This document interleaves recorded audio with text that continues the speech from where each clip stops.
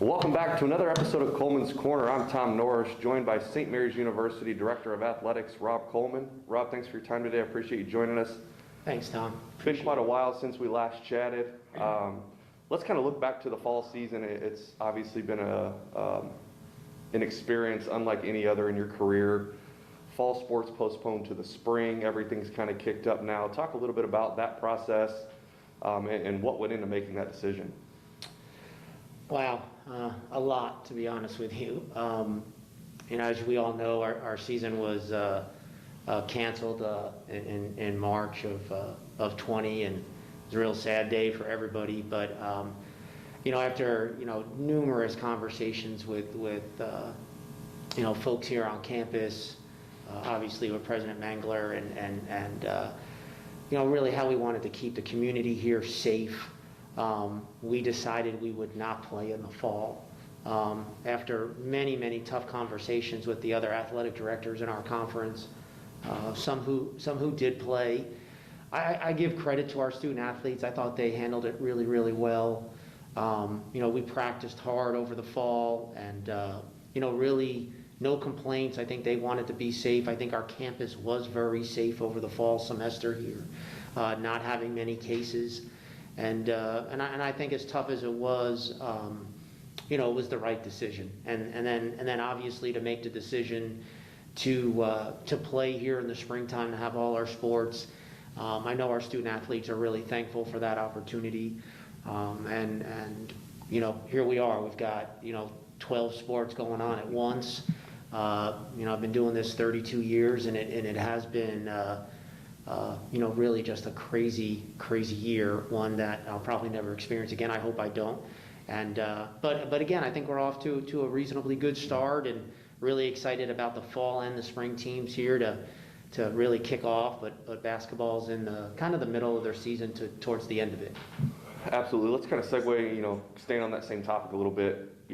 Part of us being able to play here this spring was, NCAA came down with recommendations about which sports should test how many times a week and this and that. Talk a little bit about that COVID testing piece and kind of that unique partnership that we have, really unlike any other in our conference that we've, partnered with the lab here in San Antonio. We can get our results back fairly quickly.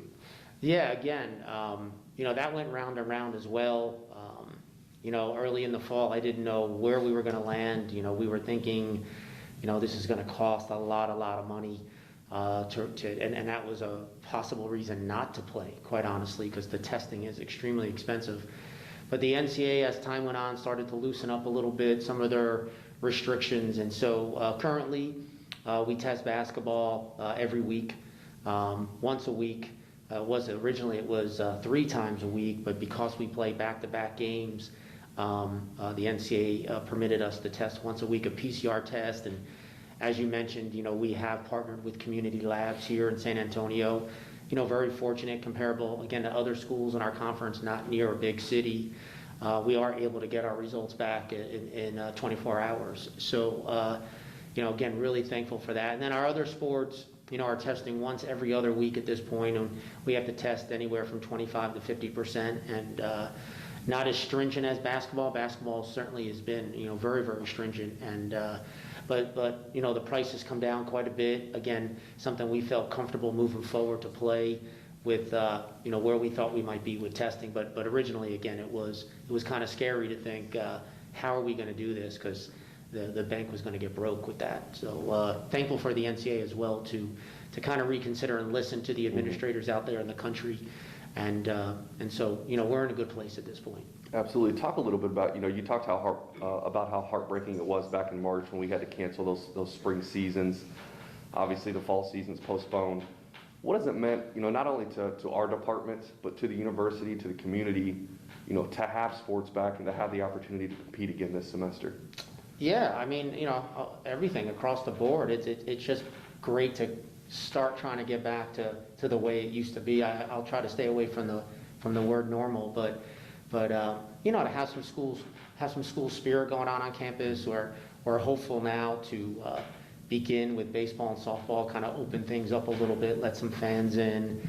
Basketball, we're trying this week to have some on-campus students start to attend some games, and And that's really, really important. On top of that, just really having intramurals and recreation on campus and starting to do some of those things, maybe not in mass, but like smaller 2-on-2 type thing, 3-on-3 type thing. So everyone on campus has been great wearing a mask and all that, but I think across the board to our Rattler Nation fans, obviously the stream's been really, really good, but we're excited to slowly start opening the doors here as we get to some of our outdoor sports, and again, thankful that the schools are looking to allow us to do those types of things. I think our fans, I think our parents are really, really excited about those possibilities. Absolutely. Let's switch gears a little bit. We're talking about spectators, slowly starting to come to our events.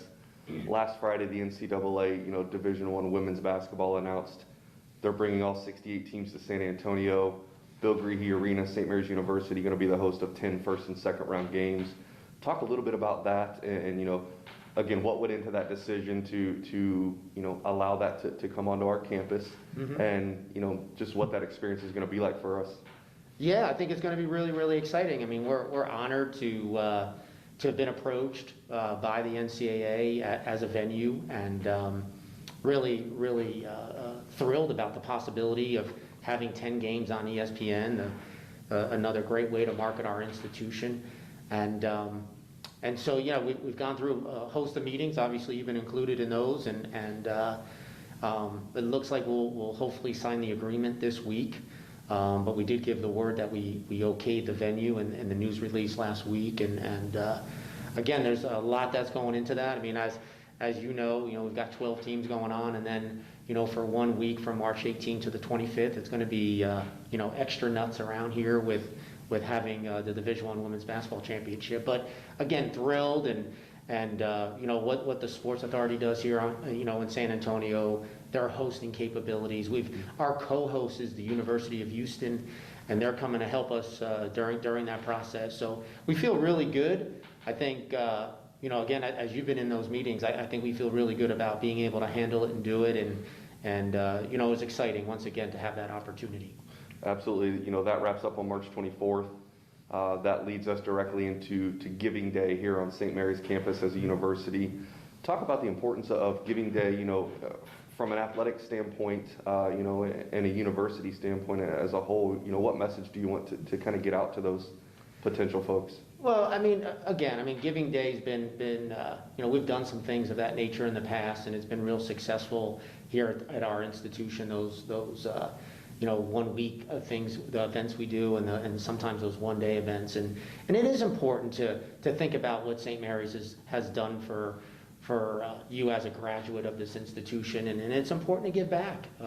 Any amount, quite honestly. It's huge, not just for athletics, but the entire institution over a very, very difficult time this past year, and we've gotten through it. I think folks feel real good. They weren't feeling good probably back in May and June, but I think we're going to get through this, and I think the future of this institution is really, really bright. But I think Giving Day is a huge day as a Rattler to give back any amount. I mean, it could be $5, could be $1. But to really understand the importance of this institution, what it's meant to you as a graduate, I think I'm really glad we're doing it, and I think our department will be 100% all in and supporting this and supporting that day. Very good. Lastly, any other big happenings, big things coming up in Rattler athletics that you want Rattler fans to know about? Well, beyond that NCAA event, we'll probably do a stream of our banquet here at the end of the year. We probably won't be in person.